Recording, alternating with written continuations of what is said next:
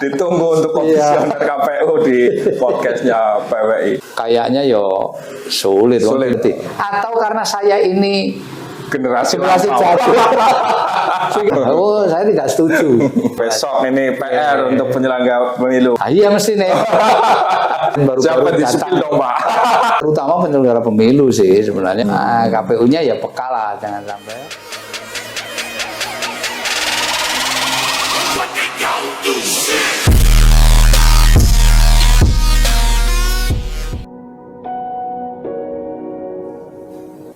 Oke, Sobat Warta, kembali lagi bertemu bersama kami di channel PWI Kabupaten Kebumen dalam program Statement. Nah, pada kesempatan kali ini kita sudah bersama narasumber yang fenomenal dan berkompeten tentunya, dan kita tidak jauh juga dari tema-tema yang kemarin sebelumnya membahas tentang Pilkada Kabupaten Kebumen, dan tentu narasumber kali ini narasumber yang memang berkompeten. Hadir bersama kita sudah di tengah-tengah kita Pak Agus Hasan Hidayat. Selamat malam Pak. Selamat malam Mas Hafid, selamat malam seluruh pemirsa penikmat podcast statement ya, dari Pak. PWI Kebumen. Ini menarik juga dan saya mengapresiasi Pak Agus Hasan sudah keronto-ronto di rumah besar PWI Pak. Ini namanya Balai Wartawan di Kompleks Pendopo, Kecamatan Kebumen. Inilah rumah wartawan Pak. Setiap hari kita berkumpul di sini, berdiskusi, membahas berita, tema berita, isu-isu terkini ya di sini nih kita Pak. Jadi teman-teman wartawan kami di PWI berjumlah 25 orang di sini setiap hari berdiskusi untuk menggali berita, termasuk berita-berita yang hangat pada kesempatan kali ini, yaitu berita pilkada. Oke, Pak Agus Hasan, terima kasih banyak kesempatan sudah bisa bergabung dengan PWI Pak. Terima kasih atas waktunya. Tadi saya dengar juga Pak Agus Hasan baru dari Buntu dan menyempatkan waktu untuk hadir di tengah-tengah kami untuk ikut berdialog di podcast ini. Sehat tapi ya Pak? Pak? Alhamdulillah sehat Pak Agus Hasan. Ini bicara Pak Agus Hasan sangat menarik nanti ya. Jadi sebelum kita ulas tema tentang pilkada, mungkin sedikit diceritakan Pak, pasca tidak menjabat lagi sebagai komisioner, kesibukan atau aktivitas Pak Agus Hasan sendiri apa Pak? Ya, terima kasih Mas Hafid, terima kasih saya diberi kesempatan untuk bisa ngobrol bareng dengan rekan-rekan PWI melalui podcast ini. Nah, sebenarnya bicara kesibukan ini awal sebelumnya kan saya memang di dosen ya. Dari saya hasilnya di dosen di Unimugu, Kebumen, Universitas Muhammadiyah Gombong gitu. Nah, karena di KPU kemudian tidak boleh merangkap jabatan. Saya kemudian cuti di dosennya. Pasca tidak jadi, ini adalah saya belum balik aktif, tetapi saya masih status misalnya itu di sana. Tapi saya belum aktif untuk dosen kembali. Ada kesibukan lain, lebih membangun ini. Wira swasta. Sebenarnya melanjutkan saja, gitu. Sudah ada, kemudian karena kesibukan itu melanjutkan, mengembangkan. Nah, di tengah-tengah itu karena karena saya sudah lama ya, saya di penyelenggara pemilu itu sudah sejak tahun sekitar 2012. Saat itu saya di Panwaskap, saya di komisioner Panwaskap saat itu. Nah, sampai tahun 2014, Pilpres tahun 2014 itu ya. Nah, itu 2014, kemudian sempat vakum ya. Saya beberapa organisasi kemasyarakatan, kemudian di 2018 sampai 2023 itu kan di KPU. Jadi otomatis dari tahun 2012 kemudian sampai 2023 itu kan saya terlibat ya secara langsung dalam penyelenggaraan penyelenggaraan pemilu. Ya, secara khusus kan pemilu, tetapi secara umum ya turut memperhatikan dinamika demokrasi lah ya secara umum. Karena demokrasi sesungguhnya kan tidak hanya sekedar pemilu pilkada. Demokrasi itu komprehensif, banyak ya komprehensif. Penyelenggaraan bernegara berbangsa kita ini kan sudah menjadi ketetapan bersama sejak pendiri bangsa kita itu kesepakatan bersama bahwa kita ini negara bersistem demokrasi. Nah, maka penyelenggaraan seluruh kehidupan berbangsa bernegara ini kan sebenarnya demokrasi. Salah satunya pemilu.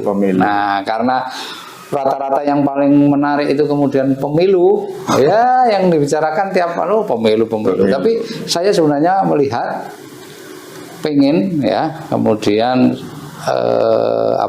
menyadarkan kepada masyarakat khususnya masyarakat Kebumen bahwa berbicara tentang demokrasi itu sekedar tidak pemilu, bahkan misal pilkada misalnya pilkada begitu. Pilkada ketika sudah terpilih kepala daerahnya tentu ya harus tetap kritis. Karena keterlibatan dalam demokrasi itu kan ya tidak hanya pemilu, tidak mandek demokrasi, terutama para aktivis organisasi, khususnya organisasi yang berkecimpung misalnya memperhatikan, mengikuti dinamika pemerintahan yang berjalan itu lokal. Nah, kemudian tingkat selanjutnya misalnya tingkat provinsi dan nasional mungkin kalau ada. Nah, ini harus dibangun kesadaran itu demokrasi. Nah, berarti pilkada pemilu itu bukan ending sebuah demokrasi sebenarnya ya Pak? Bukan. Sama sekali itu hanya pintu awal yang kemudian secara terus-menerus harusnya dikawal sebagai bentuk partisipasi masyarakat dalam demokrasi itu sendiri. Maka sering disebut dengan demokrasi partisipatoris kan begitu. Jadi kebijakan misal Kebumen bikin perda misalnya. Nah, ya seharusnya kan masyarakat, kelompok-kelompok masyarakat, kelompok-kelompok terutama perifer gitu ya, orang pinggiran, masyarakat itu harus terlibat. Dan tentu saja ketika ada misalnya FGD dan lain sebagainya itu sebisa mungkin seluruh elemen itu bisa terundang dalam FGD, pembahasan misalnya tentang perencanaan perda apa misalnya begitu, itu kan melibatkan masyarakat tentu saja yang sesuai bidangnya. Itulah ini kan harusnya terus dibangun. Itu contoh demokrasi yang komprehensif lah. Tapi kalau terkait pemilu ya bicara pemilu itu siapa yang memilih, siapa yang dipilih, dan siapa yang menyelenggarakannya. Objek dan subjeknya jelas ya Pak. Kalau pemilu paling begitulah. Nah, kesibukan saya tambah itu di samping kegiatan pribadi. Nah, saya juga pengen tetap berkontribusi meskipun tidak di penyelenggara pemilu, tetap paling tidak ya memberikan gambaran sedikit ya pencerahan sudut pandang agar kesadaran masyarakat terkait hak tertingginya konstitusional itu kan masyarakat khususnya Kebumen ini punya secara konstitusional itu punya kewenangan tertinggi untuk menentukan siapa yang jadi pemimpinnya, siapa yang jadi wakil rakyatnya, itu kan ya itu harus disadari gitu. Oke, jadi Pak Agus Hasan ini pemirsa selain aktif di beberapa kegiatan, beliau juga salah satu koordinator Lentera Demokrasi ya Pak, Presidium. Jadi bisa dijelaskan apa itu Pak Lentera Demokrasi, meskipun beberapa kali saya juga menjadikan Pak Agus Hasan sebagai narasumber juga untuk mengulik tentang Pilkada Kabupaten Kebumen. Lentera Demokrasi itu apa sih Pak, biar masyarakat tahu dan paham? Jadi sebenarnya di awal itu Lentera Demokrasi ini sebelum kita serius ya tentang Lentera Demokrasi itu sejak antara 2013-2014 lah. Ini saya kan di Panwaslu saat itu, Panwaslu Kabupaten, itu berpikiran bahwa teman-teman penyelenggara pemilu, baik yang di Panwascam, PPK, pengawas desa itu ya, itu kan banyak aktivis yang bergerak di bidang penyelenggara pemilu itu. Nah, saat itu ada yang kemudian ada yang lanjut jadi ada yang tidak. Nah, ini kemudian saya berpikiran saat itu berbarengan dengan Mas Kasran. Mas Kasran ya, itu berpikiran ini teman-teman sebenarnya mereka itu peduli pada penyelenggaraan dan dinamika pemilu yang ada begitu, sehingga ketika mereka peduli maka paling tidak mereka paham bagaimana pemilu itu, sistem pemilu sistem pemilunya, penyelenggaranya seperti apa. Nah itu dan kemudian kita awalnya ya kongko-kongko begitu, saling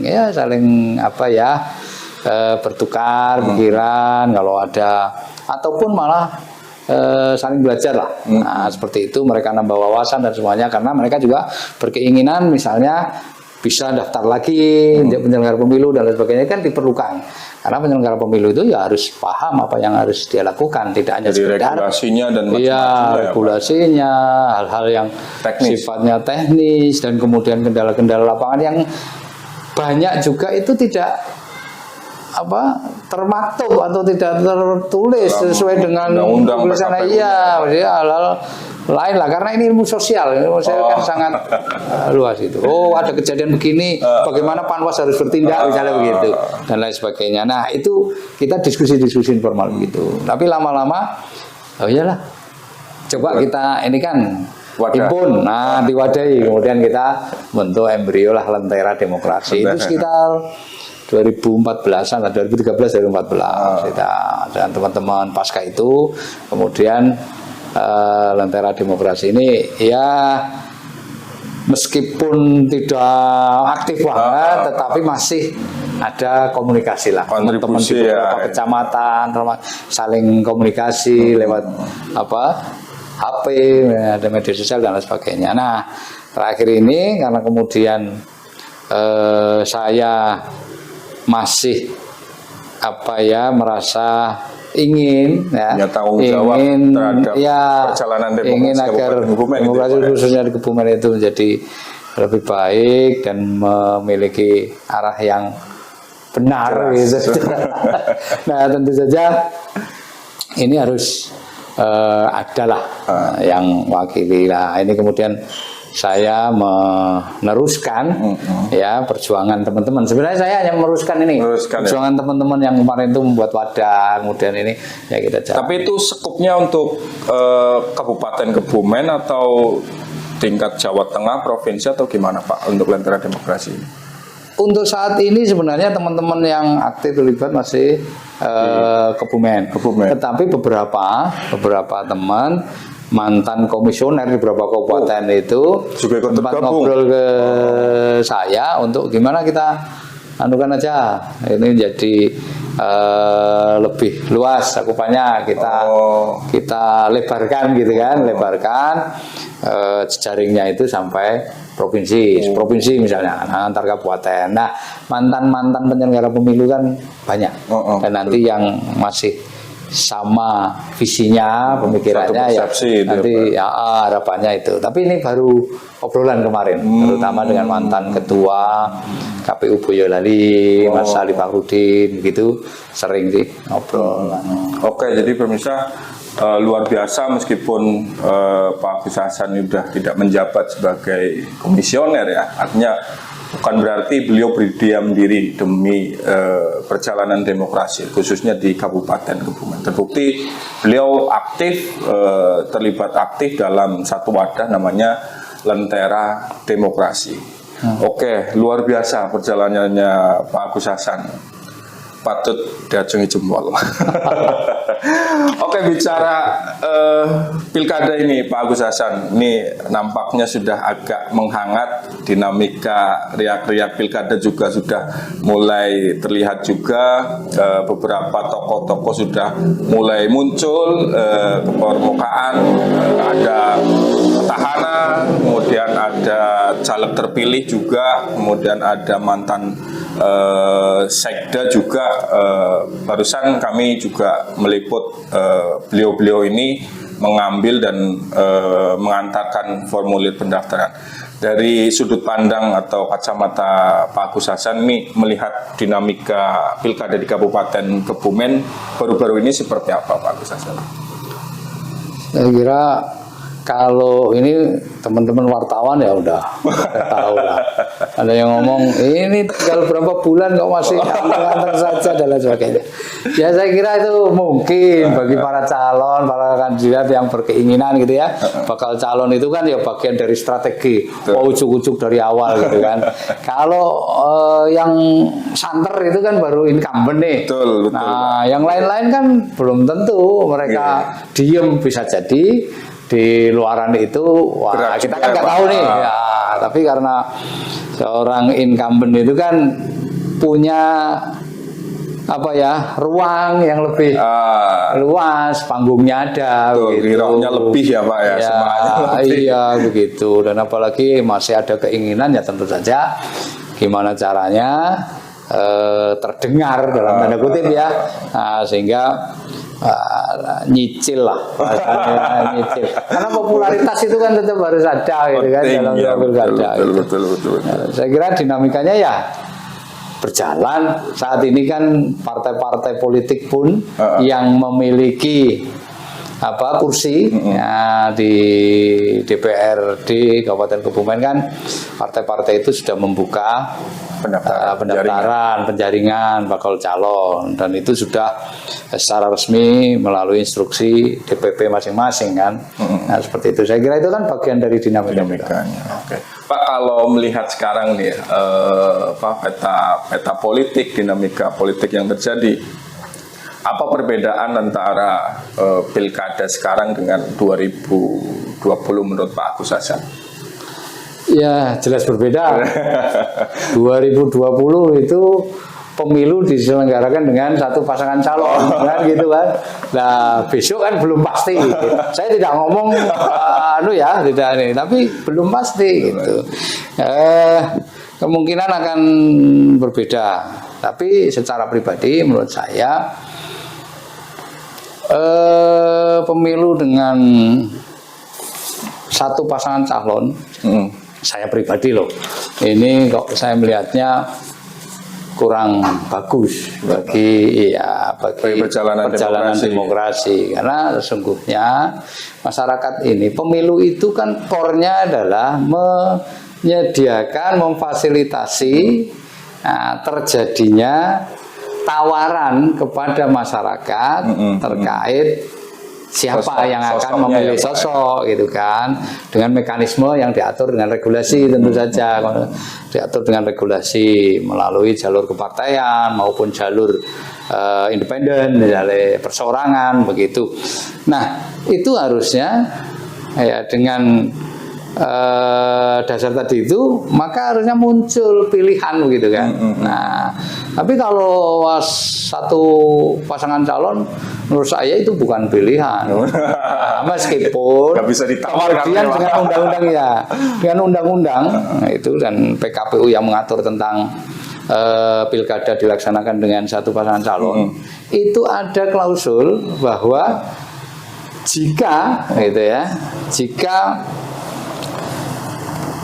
pemilih, dalam hal ini rakyat itu tidak menghendaki paslon tunggal itu masih diberi hak konstitusionalnya, dia dilindungi kedaulatan suaranya. Kalau memang dengan paslon satu itu dia tidak sesuai, baik visi misinya atau preferensi atau sosoknya dia nggak suka gitu ya, boleh kan menilai macam-macam itu, maka masih dikasih kesempatan. Jika tidak setuju dengan pilihan ini atau tidak memilih dengan ini, ya menandakan bagaimana dia tidak setuju itu ya dengan kolom kosong, dan itu tertuang di dalam undang-undang maupun PKPU penyelenggaraan pilkada dengan satu pasangan calon. Bisa secara konstitusional ya Pak? Sah secara konstitusional. Jadi, dan sekali lagi diatur di dalam PKPU itu harus disosialisasikan bahwa jika ada pelaksanaan pilkada dengan satu paslon itu boleh memilih paslon tunggal atau kolom kosong, itu diatur semua. Jadi itu dinamikanya. Nah, perbedaannya bagaimana? Tadi pertanyaan kembali lagi Mas Hafid. Ya, saya kira setiap penyelenggaraan pilkada akan berbeda dinamikanya. Calonnya bisa berbeda, kemudian jumlah pasangan calonnya bisa berbeda, koalisinya apalagi berbeda, gitu kan, itu kemudian menyebabkan dinamikanya menjadi berbeda. Ya, kembali lagi ketika kegiatan sosial itu ya mesti rame, tidak seperti matematika 1 + 1 = 2 gitu kan, ya, gitu. Karena berjalan dinamis ini politik ya Pak ya. Oke, kalau tadi perbedaan di 2020 dengan sekarang, kalau Pak Agus Hasan melihat ideal atau potensi nanti akan muncul berapa pasangan calon dengan skema-skema. Kemarin aku juga membaca ya skemanya Pak Agus Hasan ketika 2 paslon, nanti siapa saja yang akan membangun ruang koalisi, komposisi partai-partai yang akan ada di koalisi itu Pak Agus Hasan kemarin kan udah memaparkan. Ini kecil kemungkinan ketika itu 4 paslon ya Pak. Kalau skema jadi begini, landasan dulu nih. Sebenarnya tentang siapa yang berhak mengajukan calon itu kan di dalam Undang-Undang Pilkada ya, tahun 2016, 10 nomor 2016 itu kan diatur di pasal 40 ayat 1 bahwa yang pasangan calon itu diajukan oleh minimal itu 20% kursi di DPR. Parlemen threshold ya Pak istilahnya gitu ya. Bukan parlemen threshold, bukan.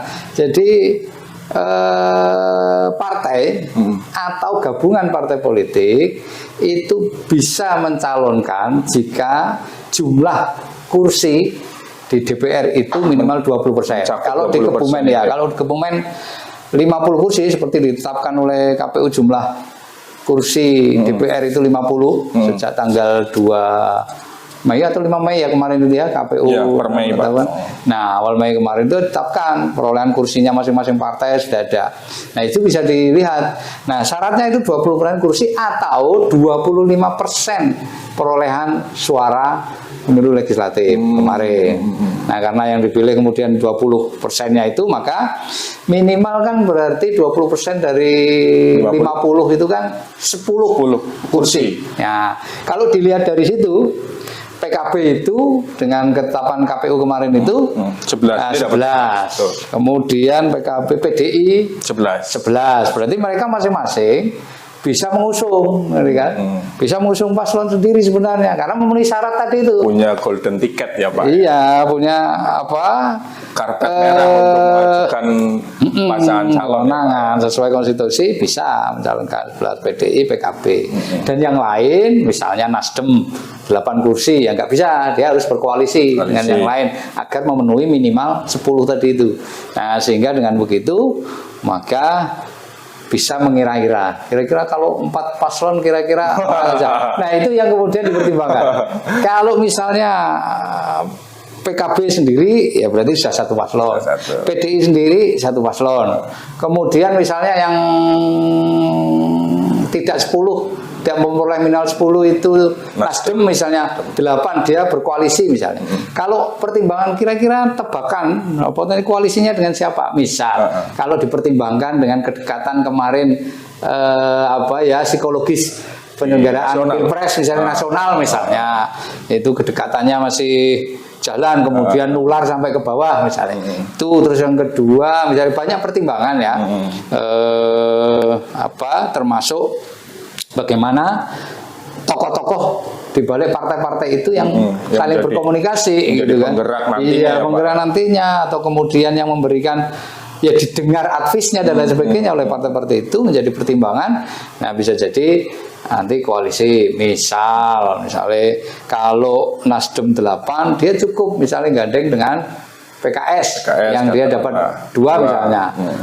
Dengan berbagai pertimbangan misalnya itu dia ada 10 minimal. Betul. Itu atau syukur-syukur yang dapat 1 kursi kan Partai Demokrat misalnya gabung di situ misalnya, itu bisa 11. Jadi berimbanglah ini kursinya PKB, PDI dan ini. Nah, sisanya Gerindra, P3, Golkar dan PAN ya Pak. Iya, itu misalnya Kalau dikumpul.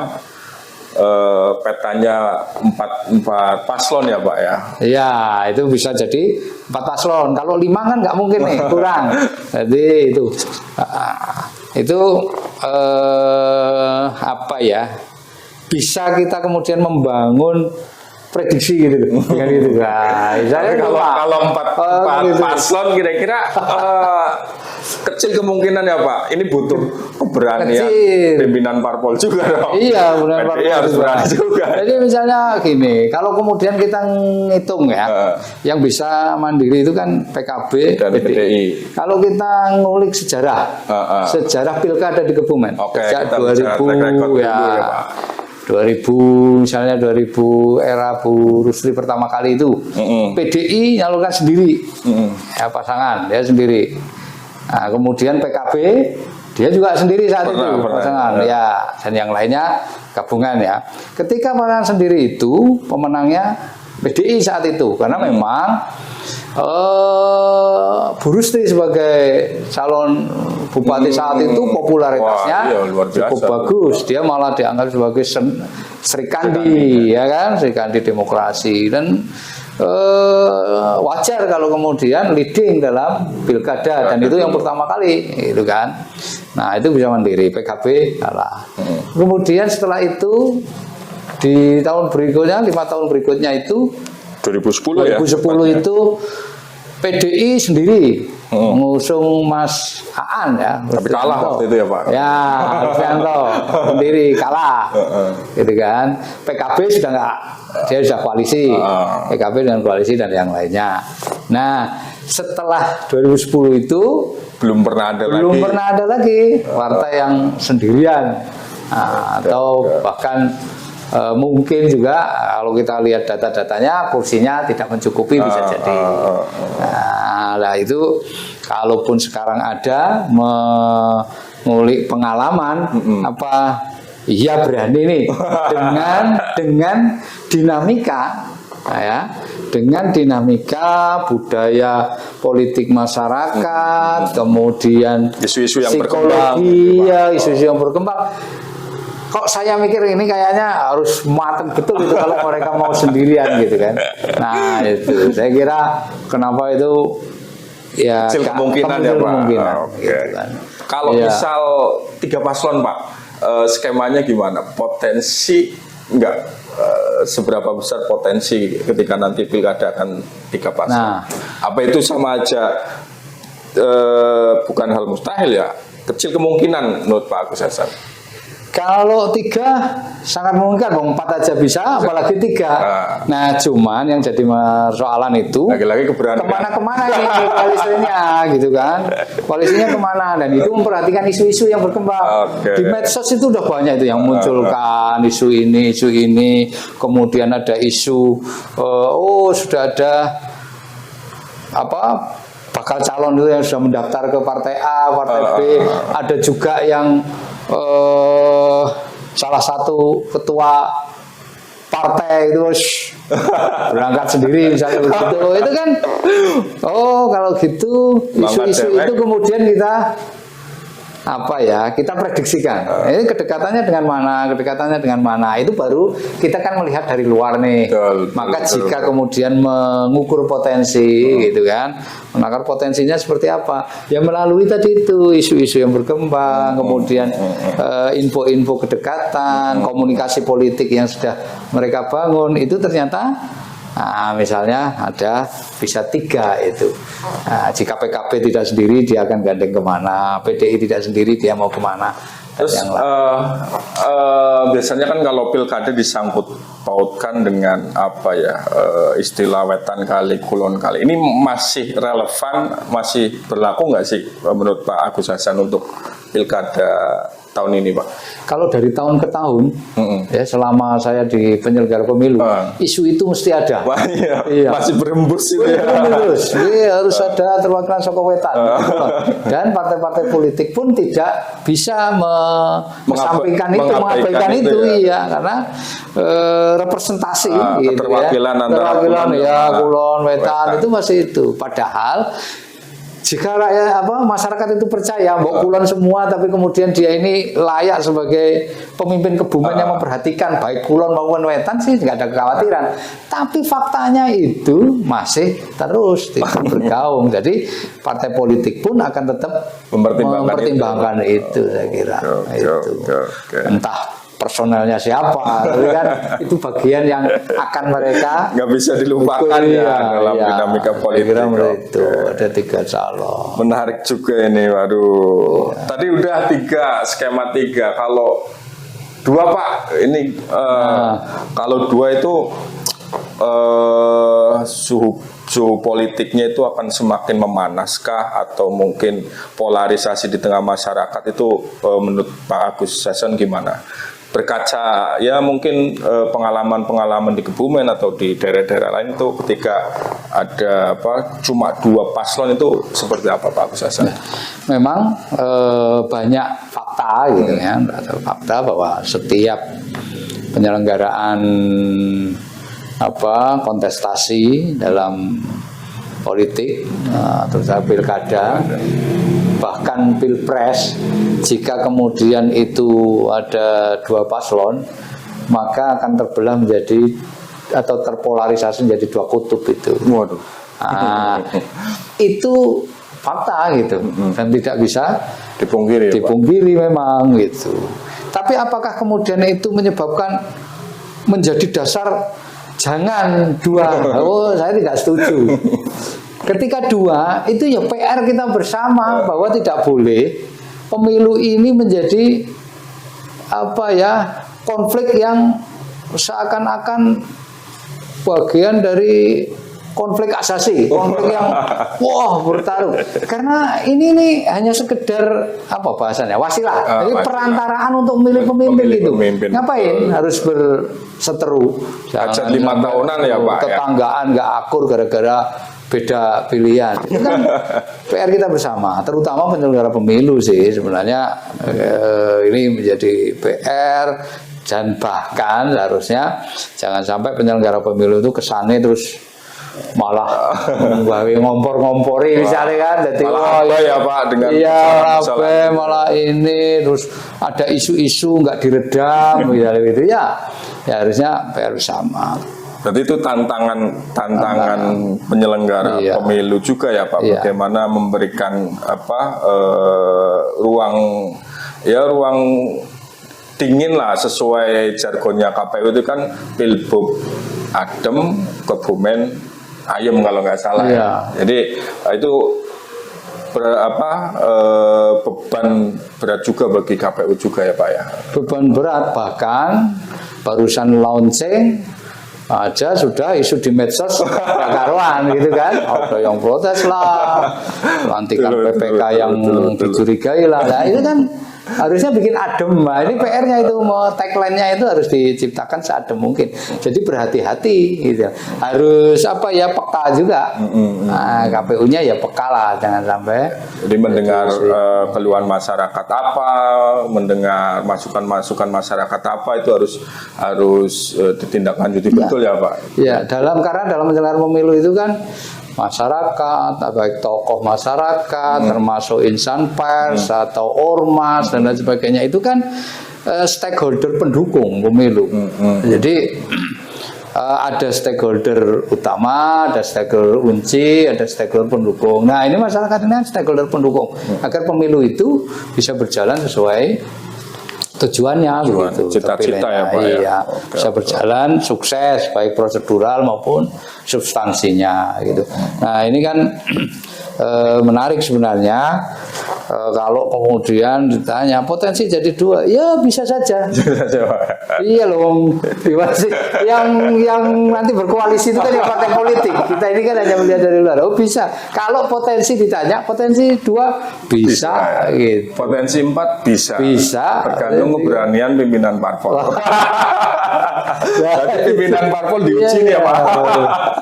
Masuk menarik itu yang daftar, ambil formulir di parpol-parpol ini kan tokoh-tokoh Kebumen yang menarik gitu kan. Nah, itu yang perlu masyarakat harusnya juga sejak awal itu ya tidak gampang tergiring opini, tergiring ini. Nah, mereka ini cobalah menjadi pemilih cerdas gitu. Jadi tokoh-tokoh yang muncul itu sudah sejak awal mereka harusnya paham ya Pak. Dan penting pula nanti ketika resmi mereka menjadi pasangan calon gitu ya, itu KPU betul-betul bisa mensosialisasikan itu ya, di samping tentunya partai pengusung dan calon sendiri mensosialisasikan dirinya kan. Pak, kalau bicara pemilihan ini kan coblosan praktis kurang 6 bulan. Sementara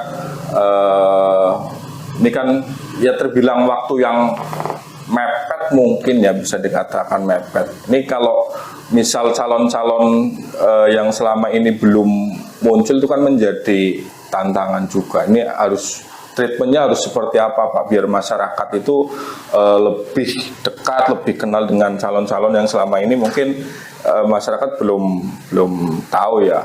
Kita tahu bersama ini teman-teman wartawan juga beberapa parpol masih urung menjelaskan siapa sih yang akan disepil ya, yang akan diusung ke depan, meskipun pendaftarannya masih di Agustus akhir ya Pak, penetapan di September. 27, ya. Nah ini kan tantangan juga untuk parpol, untuk bakal calon sendiri untuk mengenalkan diri ke masyarakat. Jadi dari Pak Agus Hasan sendiri gimana sih Pak? Itu kan tantangan berat juga ya Pak ya. Yeah. Ini kita tinggal 6 bulan, waktu yang mepet. Apakah dengan jeda waktu sekian bulan itu bisa merambah ke seluruh Kabupaten Kebumen? Apakah peran mesin parpol juga sangat menentukan? Bagaimana Pak? Ya. Sebenarnya PR besar bagi partai-partai yang nanti berkoalisi atau sendiri itu kan yang dicalonkan tentu saja mesti harus populis nih. Ya, saya kira dengan masa kampanye yang nanti hanya sekitar 2 bulan mungkin ya, itu apakah cukup mempopulerkan seseorang ini untuk dikenal oleh masyarakat, itu juga menjadi pertimbangan. Maka tentu saja partai-partai prediksi saya akan mengusung orang-orang yang sudah minimal populis di masyarakat. Itu ya Pak ya. Ya kalau tiba-tiba ini kan juga PR berat sekali kalau kemudian harus memunculkan.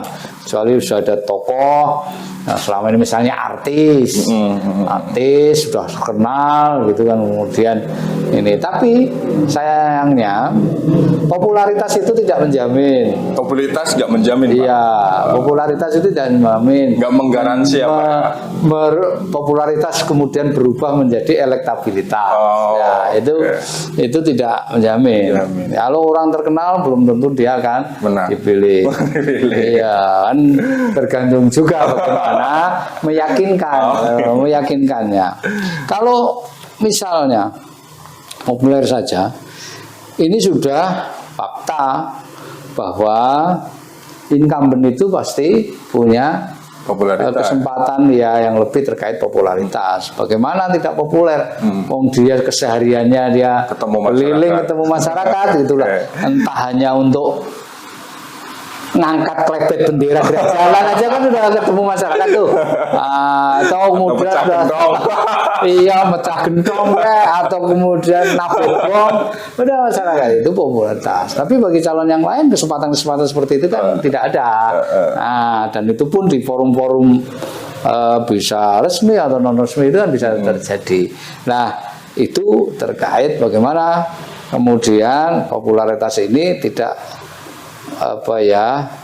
kalaupun diandalkan itu kesempatan untuk populer itu dengan incumbent pun itu. Nah, maka kuncinya kemudian menjadikan elektabilitas calonnya ini untuk lebih bisa mendongkrak itu. Untuk menjadi pilihan ini, menjadi pilihan masyarakat ini elektabilitasnya bagaimana? Ini harus dikemas demikian rupa. Nah, itu tergantung pada infrastruktur mereka. Partainya, Pak. Saya kira partai tidak selamanya bisa ini, tidak 100% itu menjadi itu. Contoh misalnya begini, skala nasional misalnya. Betul. Okay. Loyalis Pak Jokowi itu bentuknya tidak partai dia. Betul, misalnya relawannya banyak. Projo, misalnya kayak gitu kan. Itu kan relawan-relawan yang ternyata tersusun rapi sampai di tingkat bawah gitu kan, rapi. Itu non partai loh. Nah, itu penting. Bahkan kemudian kalau bicara apakah koalisi partai besar atau banyak itu menjamin? Belum tentu. Koalisi banyak tapi bisa jadi hasilnya juga tidak maksimal. Misal contoh di 2020 gimana nggak banyak itu? Seluruh partai itu mengusung satu paslon gitu kan. Betul. Tapi signifikansi seharusnya kalau seluruh partai itu bekerja ya kan 90% atau bahkan 100% milih gitu. Logisnya tapi ternyata 37% itu tidak memilih hasil paslon satu ini, koalisi seluruh partai. Bagaimana partai ini? Gitu kan bertanya. Itu salah satu contoh lah begitu. Sampai 37% itu kan besar sekali. Nah, begitu. Nah, itu bisa menunjukkan analogi gitu bahwa koalisi besar itu belum tentu menjamin hasil yang besar. Menggaransi apa? Iya, tidak menggaransi karena ini tergantung pada infrastruktur mesin, baik parpol maupun non parpol. Gitu. Nah, nanti bisa jadi yang PD dengan koalisi gede tahu-tahu kalah dengan kerapian. Nah, dan bangunan psikologis antara mesin non parpol ini dengan pemilih ternyata lebih kuat gitu kan. Bisa membalikkan prediksi gitu kan. Nah, seperti itu. Ya masih banyak PR sih sebenarnya bagi teman-teman yang atau khususnya bagi bakal pasangan calon ini untuk mempersiapkan dirinya yang tidak hanya ini. Masih ada waktu lah ya Pak. Partai politik jelas dibutuhkan karena regulasinya adalah untuk maju itu harus diusung oleh parpol baik sendiri maupun koalisi, itu dibutuhkan. Tapi kemudian untuk memenangkan di hati pemilih ya tidak cukup, masih butuh lah. Oke. Kalau bicara komposisi koalisi ya Pak, peta koalisi, apakah nanti koalisi di tingkat nasional juga akan di breakdown ke bawah atau gimana Pak? Karena kan ya mungkin pertimbangan juga kita berbarengan dengan pilgub juga ya Pak. Apakah nanti akan selaras antara koalisi di atas untuk pilgub sampai di tingkat bawah, gimana menurut kacamata Pak? Yang pertama menurut saya tidak menjadi keharusan karena tidak diatur dalam regulasinya. Apakah kemudian kemarin DPP-nya koalisi dengan ini, kemudian di bawah harus seperti itu, nggak ada aturan, sehingga sangat memungkinkan itu koalisi di tingkat nasional berbeda dengan tingkat lokal, karena memang dinamika di lokal ini kan bicara situasi dan kondisi di lapangan di tingkat lokal juga gitu, dan ini menjadi bagian yang bagi kita itu untuk bisa cair lah begitu, tidak kemudian wah kemarin koalisinya dengan ini, dengan ini, enggak. Jadi masyarakat harus dipahamkan juga terkait itu gitu loh. Bukan berarti kemarin ini terus besok persine ini gitu. Itu penting sebenarnya itu pengetahuan bagi harus diedukasi apa ya? Iya, ada bagian dari edukasi kepada masyarakat itu penting. Gitu. Nah, ini yang berarti tapi toh kalaupun itu terjadi ya itu kan pilihan karena saat ini rekomendasi mengusung SK mengusung kandidat itu kan dari DPP iya pusat. Nah tapi tentu saja memperhatikan masukan di tingkat provinsi maupun kabupaten. Mungkin kalau bicara koalisi kan misal di Pilgub sama pilkada di Pilbub gitu kan, biar ongkos kampanyenya nggak begitu membengkak, mungkin Pilgub siapa biar nanti enak untuk kampanye. Pilgub pilih ini, Pilbub pilih ini, mungkin kan idealnya seperti itu kan Pak, gitu. Iya mesti nih, lebih enak gitu kan, kalau awalnya lebih enak gitu. Jadi kalaupun itu bisa ya lebih bagus, maksudnya bukan bagus ya, bicaranya bukan bagus, lebih memudahkan bagi mesin, mesin pemenangan itu untuk sosialisasikan itu. Jadi bahasanya itu dipaketkan saja gitu kan, gubernur dan Pilbub pilih ini, Pilgub pilih ini kan enak untuk kampanyenya. Gitu. Tapi itu kan kayaknya sulit. Dinamikanya kan di tingkat provinsi atau tingkat gubernur dan kabupaten kan beda. Oke Pak, mungkin satu pertanyaan lagi. Ini kan menjelang Pilbub ya Pak. Banyak biasanya yang berterbaran itu baliho-baliho itu. Apakah menurut Pak Agus Hasan itu masih ideal untuk berkampanye, cara berkampanye, ataukah itu cara-cara jadul yang mungkin harus bergeser ke kanal-kanal media digital untuk saat ini Pak? Menurut Pak Agus Hasan gimana Pak? Menurut saya bukan berarti sudah tidak diperlukan, tetapi ini kan sudah bergeser melihat pemilih. Betul. Bahkan di pemilu kemarin secara nasional itu kan generasi milenial itu malah mendominasi ke bawah ya, generasi milenial, generasi Y, Z itu. Nah, ini sudah lebih banyak dari ini, bisa 50% lebih datanya. Khususnya di Kebumen. Di Kebumen data DPT kemarin itu generasi Y, Z itu sudah mencapai hampir 52%. Nah, dan generasi milenial ini ya apapun generasi Z ini ketika melihat ya gambar antara dia melihat gambar baliho dan semuanya itu dengan melihat media sosial itu kan sering media sosial itu kan tiap hari nggak lepas dengan gadget gitu begitu dan itu berbeda zaman gitu kan dengan generasi-generasi sebelumnya.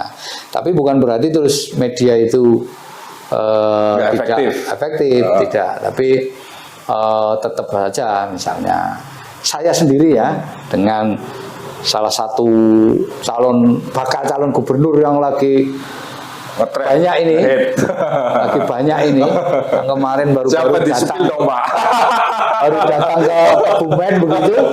Saya itu taunya hanya dari baliho itu. Iya, bukan dari mana-mana, dari baliho. Berarti atau karena saya ini generasi jadul sehingga masih lewat APK kayak gitu ya.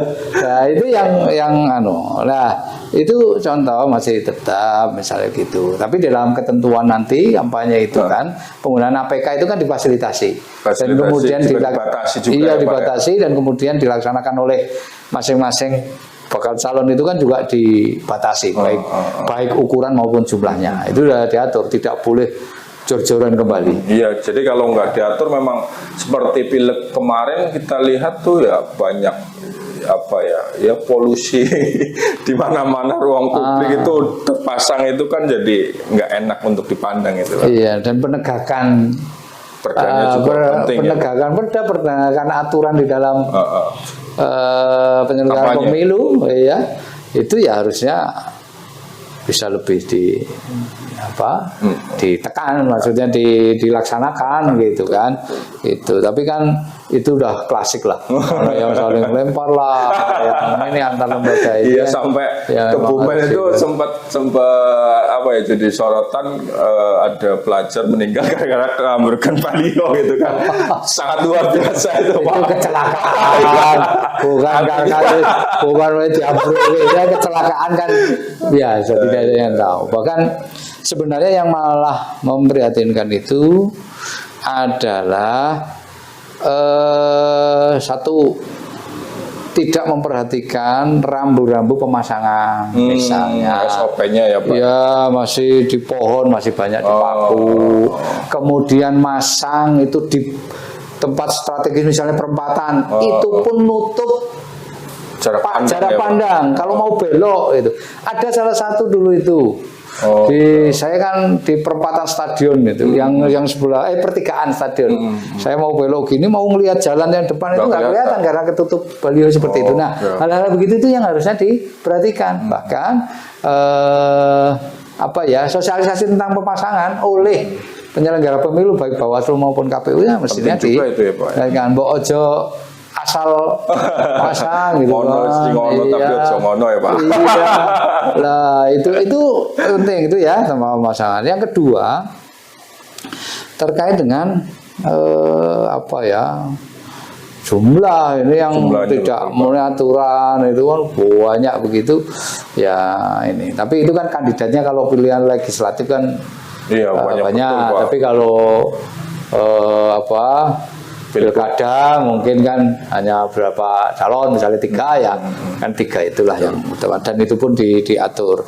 Terus satu lagi, perseteruan kemarin sempat rame Yang mana itu? yang saling tutup iya, gambar. Nah sempat. itu mestinya kan Etika etika saja, kebijakan kebesaran hati dari masing-masing itu untuk tidak saling kayak gitu. Wong punya kesempatan yang sama, ya nggak usah ditutupi lah. Wong lahane ombo ya dicecer gitu. Iya benar, itu sempat di Sumberati ya. Lucu, iya ramai kan kemarin sampai harus dilaporkan dan lain sebagainya, menimbulkan kekecewaan karena laporannya tidak ditindaklanjuti kan. Karambol efeknya begitu kan, hingga menambah runcing ekses permasalahan gitu. Kira itu Mas Abid. Oke, closing statement mungkin dari Pak Agus Hasan nih, harapan atau mungkin masukan boleh untuk penyelenggara pemilu untuk pelaksanaan pilkada ke depan, khususnya di Kabupaten Kebumen, itu apa dari Pak Agus Hasan sendiri? Secara umum bahwa seluruh penyelenggaraan baik pemilu pilkada itu suksesnya itu harus secara prosedural ya, misalnya tahapan-tahapan maupun waktunya dan lain sebagainya, itu secara regulasi itu prosedural. Dan yang kedua adalah secara substantif. Substantif itu tidak hanya sekedar penyelenggaraan pemilu itu adalah ajang persaingan elit untuk duduk di kursi. Gajah dengan gajah. Ya, itu, tetapi pemilu ini adalah bagian dari pendidikan masyarakat untuk bagaimana secara cerdas memilih pemimpinnya. Nah, ini yang secara substantif itu. Terus berkembang ketika mereka paham itu, berkembang menyadari bahwa kehidupan demokrasi, khususnya dalam demokrasi pemerintahan itu tidak hanya sekedar pemilunya, tapi kemudian pasca pemilu itu mereka punya hak untuk menagih janji visi misi. Nah, ini kalau nggak terlaksana ya betul nih, apalagi kemudian yang lebih detail adalah keterlibatan mereka, partisipasi masyarakat untuk dalam setiap kebijakan yang diambil oleh pemimpin atau kepala daerah, begitu. Kebijakan-kebijakan itu terutama yang menyangkut hajat hidup masyarakat Kebumen, begitu kan. Nah itulah demokrasi itu harus berkembang ke sana gitu. Tidak hanya sekedar demokrasi Secara prosedural gitu ya. Iya, prosedural toh, ajang bersaing meyakinkan pemilih untuk duduk di kekuasaan gitu, tidak itu. Tetapi harus lebih lanjut, ya, tidak hanya prosedural, tetapi demokrasi yang substantif, demokrasi yang partisipatif, dan lain-lain berkembang sana. Tapi dimulai dengan pemilu yang baik, jujur, adil, dan beradab. Ya, sesuai dua hal, asas pemilu, pemilihan, nah, luber jurdil, kemudian prinsip penyelenggaraan pemilu. Ada 13 poin yang mestinya nanti yang jadi narasumber menerangkan asas dan prinsip ini penyelenggara pemilu. Oke, besok ini PR untuk penyelenggara pemilu. Ditunggu untuk komisioner KPU di podcastnya PWI. Oke, Sobat Warta, luar biasa pembahasan kali ini dengan Pak Agus Hasan Hidayat. Ngelotok, tetes, titis, semuanya terangkum betul dari A sampai Z sudah dipaparkan dengan jelas, substansinya dapat, mudah-mudahan bermanfaat untuk Sobat Warta semua. Pak Agus Hasan, terima kasih banyak atas waktunya, atas kesempatannya. Mudah-mudahan tidak kapok di podcast PWI Kabupaten Kebumen. Terima kasih banyak kepada penonton. Sampai bertemu di episode berikutnya. Assalamualaikum warahmatullahi wabarakatuh. Aduh. Mantap. Saudara sekalian, saksikan podcast Statement di channel YouTube PWI Kabupaten Kebumen.